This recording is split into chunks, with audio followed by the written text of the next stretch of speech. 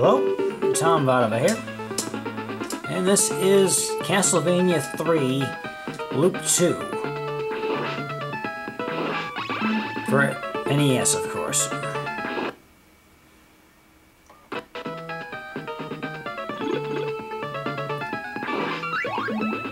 This is taken from my points run where I maxed out the scoreboard.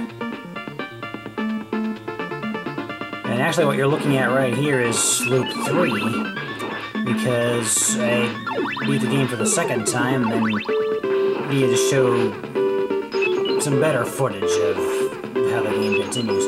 Plus this way you get to see what happens when the score maxes out.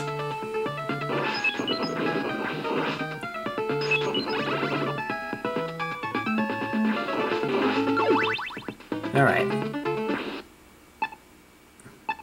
Skipping ahead to the forest, just after the first boss. We, of course, don't bother with the clock tower now that we already have Grant. The biggest feature of the second loop and subsequent loops is the appearance of those skull heads in place of the usual Medusa heads. They're very erratic in their movements and difficult to dodge, difficult to kill.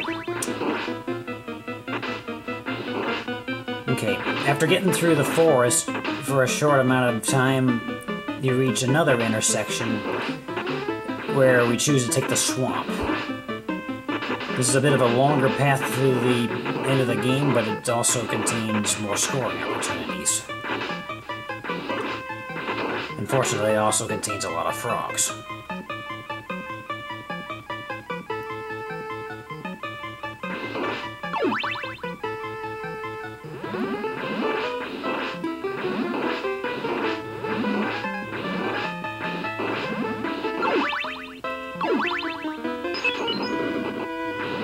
There's a lot to cover with this, which is why we're skipping ahead so much, so I apologize for the confusion.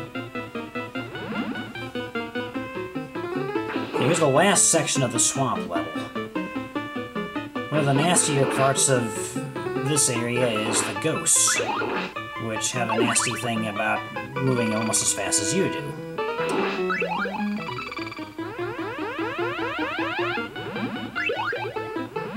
The biggest thing with the boomerang is just near the end you can start point pressing. And there's your max score. This pit full of mudmen is used to get a lot of those points. It's a legal tactic because the clock is running and it kills you when it runs out, and you're only allowed 5 men in World Record play.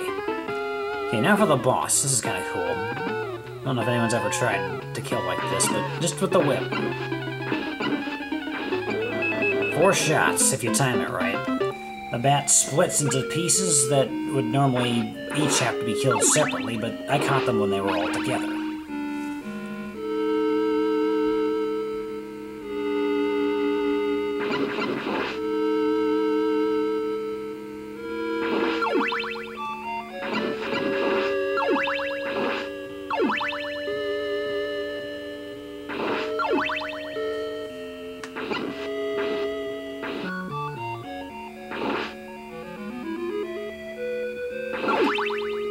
Okay, here in the catacombs, this is another point-pressing section.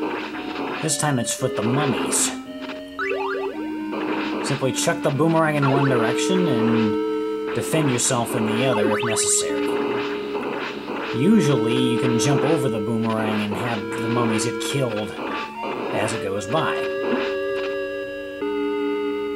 Now, you'll notice the score jumped way down. This is because we're now really on Loop 2.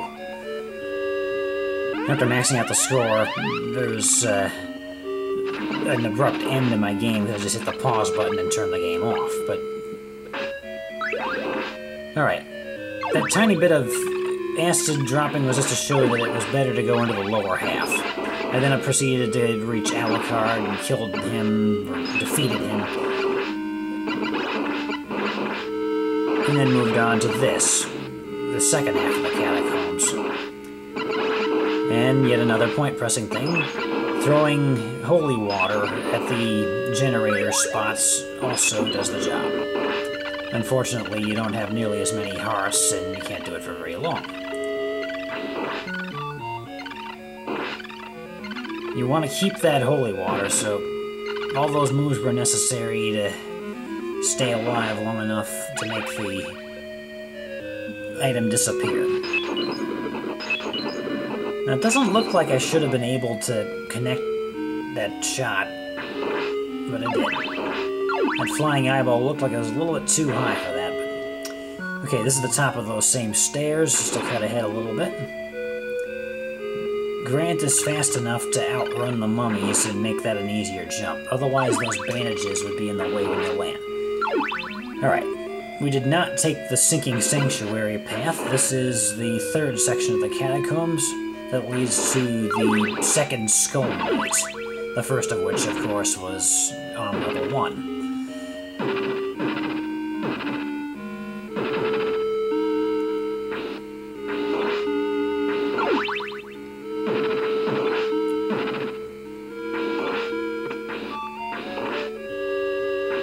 Here I'm just trying to make sure I don't lose my weapon again, so I'm taking my sweet time.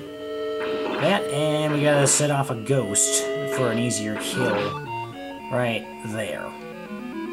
That ghost is gonna move way too fast and take a few hits off if I don't approach it just like that.